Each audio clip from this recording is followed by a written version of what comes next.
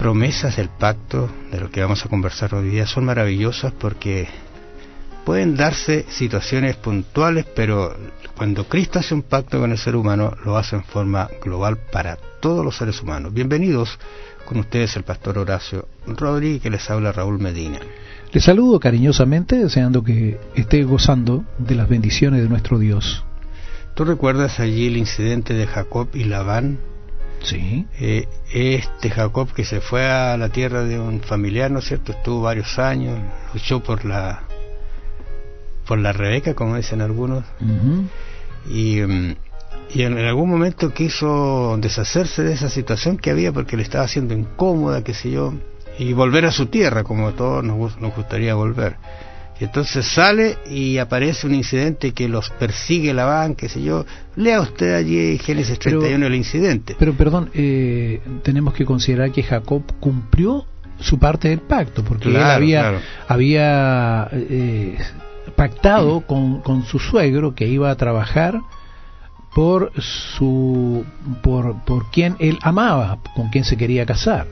Su suegro le hace una mala jugada y él tiene que trabajar el doble de tiempo para poder obtenerla. O sea, ahí se ven unos problemas de un pacto que había entre los dos, Jacob y Abraham. Pero lo interesante es que cuando ellos se van, Jacob se va y Labán los encuentra, hacen un pacto interesante, porque aquí de alguna manera nos está mostrando que los pactos también pueden ser limitados, locales, ¿no es cierto? Dice, interesante porque allí leo Génesis 31, 45, entonces Jacob tomó una piedra y la levantó por señal, por pacto, ¿no? Se dijo Jacob a sus hermanos, recoged piedras, y tomaron piedras e hicieron un majano, y comieron allí sobre aquel majano, y lo llamó Abraham Jegar Saaduta, y lo llamó Jacob Galaad. Por alguna razón, ¿no es cierto?, pusieron nombres, pero eso significaba que de aquí esta señal que había iba a ser una señal de no traspasar los lugares, pero era local, solamente entre Jacob y Labán. Ahora, cuando Pablo toma esta idea,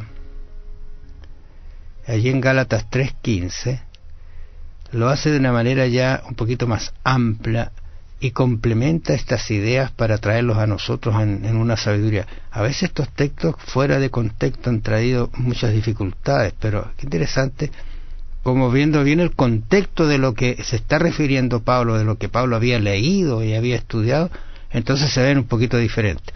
Incluso él dice, hermanos, Gálatas 3:15 dice, hermanos, hablo en términos humanos. Un pacto, aunque sea de hombre, una vez ratificado, nadie lo invalida ni le añade. Primer concepto, o sea, si nos ponemos de acuerdo en algo, ese es el límite del pacto, y de allí no vamos a añadirle, a no ser que exista un consenso entre las personas y digamos, vamos a ponerle una cláusula más, una cosa más, pero no, ahí queda. Y entonces, ¿qué es lo que pasa? Empieza en el versículo 16 ahora a explicar, a traer un ejemplo práctico hacia lo que va a ser el tema de él. Ahora bien, a Abraham fueron hechas las promesas y a su simiente. Y él aclara, porque podría haber quedado hasta allí, ¿no es cierto? Pero él aclara, no dice y a las simientes, como si hablase de muchos, sino como de uno, y a tu simiente, la cual es Cristo. Interesante como al final el pacto, ¿no es cierto?, que se hizo en Abraham, y esto es importante saberlo porque está hablando allí Pablo a los de Galacia, ¿no es cierto?, en Gálatas, tomando el ejemplo de Abraham, que es del Antiguo Testamento, sí, y lo relaciona con Cristo, ese pacto. O sea, al final ese pacto está apuntando al Mesías que iba a venir y que iba a hacer un nuevo pacto. Hacer referencia a estos conceptos para que las vamos aclarando. Pero, ¿cuál es la promesa? La promesa se dio tan temprano en realidad, y se mantuvo y se mantiene por la eternidad, un pacto que hace Dios con nosotros. Es bueno hacer énfasis, porque esto, pues digo, Pablo, el pacto previamente ratificado por Dios para con Cristo, la ley que vino 430 años después, no lo abroga para invalidar la promesa. la que está hablándole allí en Correcto. Gálatas, la misma promesa. Porque si la herencia es por la ley, ya no es por la promesa, pero Dios la concedió a Abraham mediante la promesa. Claro, es como decir, ¿qué es lo que hizo Abraham para tener ese pacto? ¿Hizo alguna cosa? ¿Se consiguió algo? ¿Algún trabajito? No. Obedeció simplemente. Obedeció, y el Señor entregó a él el pacto como un regalito maravilloso. Y desde esa época ese pacto ha seguido siendo el mismo, un regalo de Dios hacia nosotros. Y por eso que ahí uno va a entender el otro párrafo que va a decir, entonces, ¿para qué sirve la ley? Y aquí está la relación de pacto y ley. ¿Para qué sirve la ley? Entonces, fue añadida a causa de las transgresiones hasta que viniese la simiente a quien fue hecha la promesa y fue ordenada por medio de ángeles en manos de un mediador. Aclarando este concepto, uno llega a entender que Pablo no está hablando que la ley en este caso está siendo abolida, sino está diciendo, bueno, ¿y para qué sirve la ley entonces? Si ahora tenemos un nuevo pacto, una nueva dispensación, como dicen algunos, ¿para qué entonces aparece la ley? Y el mediador no lo es de uno solo, pero Dios es uno, haciendo esta unidad entre Cristo y el Señor. Luego la ley es contraria a las promesas de Dios, y aquí viene la aclaración, es contraria a las promesas, invalida las promesas, no dice en ninguna manera, porque si la ley dada pudiera vivificar, la justicia verdaderamente fuera por ley. En otras palabras, yo me estaría salvando por alguna obra que hago, por un bien, por obedecer, y eso no es así, porque la salvación es por fe solamente en Cristo Jesús. Así que la promesa del pacto viene desde muy antiguo. Correcto.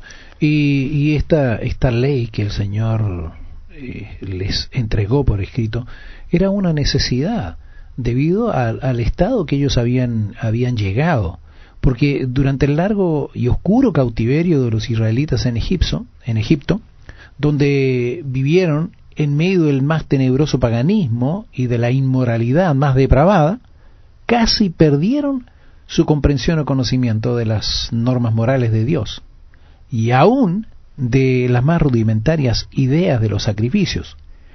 Cuando los seres humanos llegan a semejante estado, son insensibles al pecado, pues por la ley conocemos el pecado. Entonces tenemos que considerar, el Señor vio el estado que estaba y tuvo, como digo, se vio en la necesidad de entregarles la ley por escrito, de manera que ellos pudieran tener esta norma que los ayudara a volver al camino, podríamos decirlo así, porque ellos estaban lejos como dije, el paganismo en que vivieron. Ellos fueron influenciados por ese paganismo y por la depravación que existía ahí en Egipto. Fueron influenciados por eso, y ellos perdieron de vista lo que el Señor les había entregado, les había mostrado. Por eso es que uno debe pensar que la verdad las cosas, esto que haya sido por escrito es todavía una bendición más y una ratificación de la relación que siempre Dios ha querido tener con su pueblo. No es algo nuevo, es lo mismo, solo que con aclaraciones. Y cuando Cristo aparece, ¿te acuerdas que lo hemos conversado? Sí. Cuando Cristo aparece en la tierra, Él dice, mire, yo no he venido a quitar nada de la ley, pero muchas veces Él dijo, más yo os digo. O sea, ustedes están tomando las leyes, ¿no es cierto?, esos pactos que se hicieron de una forma equivocada, pero yo os digo, mira, esta es realmente la interpretación de la ley. ¿Te acuerdas tú cuando hablaba del adulterio? Decía, mira, yo os digo, si alguien mira, o sea, mira cómo logra Cristo entrar en la profundidad y en el sentido básico de lo que es su ley. Amables oyentes, les agradecemos su atención este lunes, 2 de junio. Que el Señor los bendiga y los acompañe. Nos encontramos mañana en una nueva audición de su programa Diálogo Bíblico. ¿Cómo entiende personalmente su relación de pacto con Dios? Es decir, ¿qué le ha prometido Dios y qué le pide a cambio de esa promesa? Piénselo. Que el Señor le bendiga. Será hasta mañana.